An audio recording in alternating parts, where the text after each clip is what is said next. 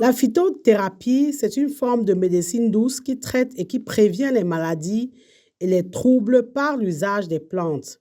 Il s'agit donc de traitements thérapeutiques fondés sur les plantes, sur leur extrait et sur les principes actifs naturels, dans le but effectivement de guérir les maladies, de les soulager ou de les prévenir. La phytothérapie est complémentaire à la médecine traditionnelle. Il faut savoir que les médicaments à base de plantes sont soumis à la réglementation dans certains pays. Retenez également que la phytothérapie est une discipline de la naturopathie.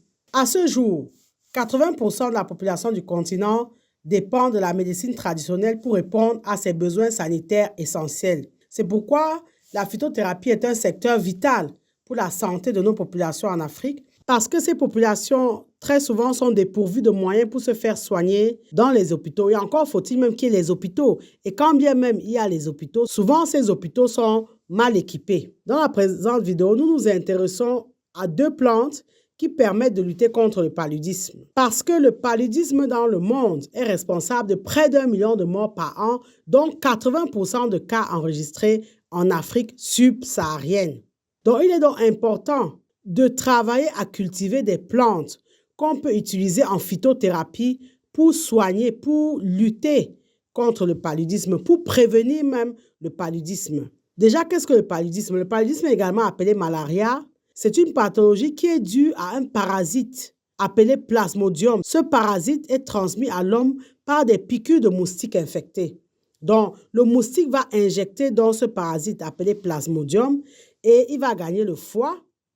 Il va se développer et il va libérer dans la circulation sanguine des éléments qui vont s'installer dans les globules rouges. Comme on le constate, pour lutter contre le paludisme, il faut agir sur le plasmodium qui est le parasite responsable donc, du paludisme. Il existe ainsi des plantes qui vont contenir donc, des molécules biologiquement actives qui vont agir sur ce plasmodium.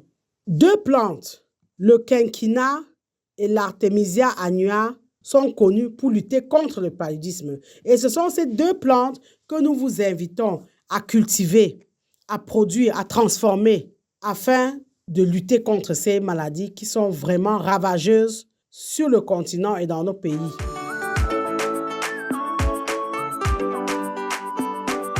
Le quinquina, c'est un arbuste. C'est un petit arbre qui a des feuillages persistants et qui appartient à la famille des rubiacées. Le quinquina a pour nom scientifique Cinchona officinalis. Cet arbuste est originaire des forêts de montagne humides d'Amérique du Sud. L'idée est donc de travailler, et ça se fait même déjà aujourd'hui, à cultiver de façon intensive le quinquina. Comment est-ce que le quinquina agit? Le quinquina est la source de la quinine. Et c'est la quinine qui est le médicament antipaludéen le plus utilisé dans le monde, ceci depuis le XXe siècle. La quinine a été isolée en 1820 par 2 chimistes français. Donc, on prend le quinquina, qui est la plante, et on isole donc la quinine. Il existe un dérivé synthétique à la quinine dont on a parlé ces dernières années avec cet épisode de COVID qui s'appelle l'hydrochloroquine. Donc, le quinquina est un arbuste qui peut atteindre 6 mètres de hauteur. On va exploiter le quinquina pour son écorce parce que c'est l'écorce qui contient le principe actif qui est la quinine. La quinine est donc cet antipaludéen-là qui est naturel, qui est vraiment efficace. On va employer le terme quinquina aussi bien pour appeler l'arbre que pour désigner son écorce qu'on va utiliser. Donc, le quinquina va être utilisé dans la pharmacopée pour ses propriétés fébrifuges. Ça va lutter contre la fièvre, fortifiante, tonifiante, cicatrisante.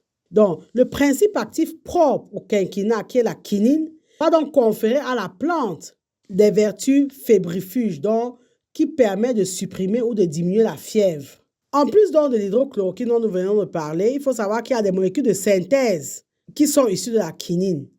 On a la chloroquine, on a la quinacrine et on a la primaquine. Ça, vraiment, on extrait ces molécules-là de façon synthétique. Mais la molécule naturelle, c'est la quinine. Comment on va employer la quinine et pourquoi on dit qu'en phytothérapie, on peut travailler donc à cultiver et à produire la quinine afin que ce soit consommé de façon préventive ou curative contre le paludisme, on peut travailler effectivement à faire des décoctions de quinquina. Donc, pour consommer le quinquina, la décoction, c'est un des excellents moyens. C'est la méthode, c'est l'une des méthodes efficaces pour tirer pleinement parti des propriétés procurées par l'écorce de quinquina.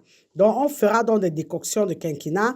La décoction, donc, c'est une préparation qui consiste à faire bouillir de l'eau et à y incorporer donc les plantes, les écorces, afin d'en extraire les principes actifs solubles.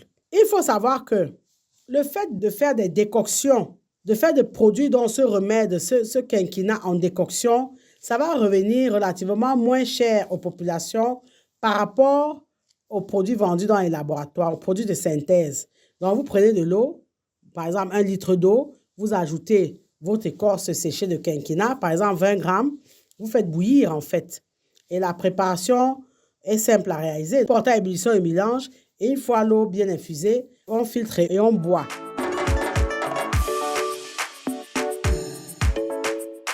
La plante Artemisia, en général, est utilisée dans la médecine traditionnelle depuis des siècles. C'est une plante qui est originaire d'Asie. Il existe plus de 400 espèces d'Artemisia à travers le monde, mais l'espèce dont nous souhaitons parler, et nous avons déjà consacré des vidéos sur l'Artemisia, c'est l'Artemisia annua, donc l'armoise annuelle, Artemisia annua. C'est de cette espèce qu'est extraite l'artémisinine, qui est le principe actif contenu dans les traitements antipaludiques naturels à base d'Artemisia. L'Artemisia annua, c'est la plante qui va contenir l'artémisinine dont les dérivés sont indiqués dans le traitement du palu.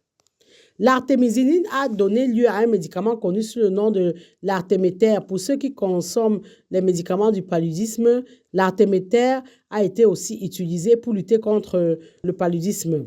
L'armoise naturelle ou l'Artemisia annua, c'est une plante de la famille des Astéracées. Elle est originaire de la Chine et elle est utilisée depuis l'Antiquité pour soigner le paludisme. L'artémisinine, dont le principe actif, un peu comme on avait la quinine, l'artémisinine est efficace à titre curatif contre plusieurs souches de parasites, en particulier contre le Plasmodium falciparum.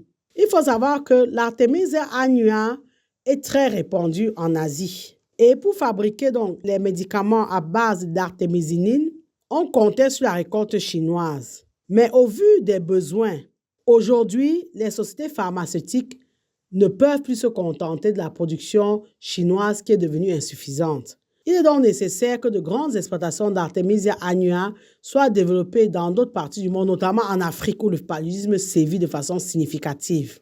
L'artémisinine a été déclarée grand espoir mondial contre le paludisme par l'OMS en 2001. Malheureusement, depuis un moment, il y a des résistances qui sont signalées. Comme dans le cas du quinquina, on peut consommer l'Artemisia annua en décoction.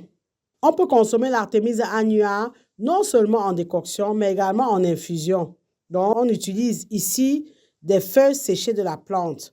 Donc, la partie active, ce n'est pas l'écorce, en fait, ici, dans ce cas-là. Ce sont les feuilles séchées d'Artemisia annua. Et à partir de ces feuilles séchées-là, donc, on fait des infusions, on fait des thés, des tisanes, on fait des décoctions. Vous l'avez compris, il est important de faire l'agriculture, de cultiver des plantes, mais de cultiver effectivement des plantes utiles qui ont un impact dans la vie de nos concitoyens. Et les plantes, l'Artemisia annua et quinquina, font partie de ces plantes à impact parce que le paludisme sévit dans nos pays et est responsable de nombreux décès. Merci de liker, partager et commenter la vidéo si vous pensez qu'elle vous a été utile. Abonnez-vous à AgriTV Web et activez la cloche de notification pour ne pas manquer nos prochaines publications. Et rappelez-vous toujours que savoir est le point de départ, mais c'est agir qui fait et qui fera toujours toute la différence. Maintenant que vous savez, place à l'action.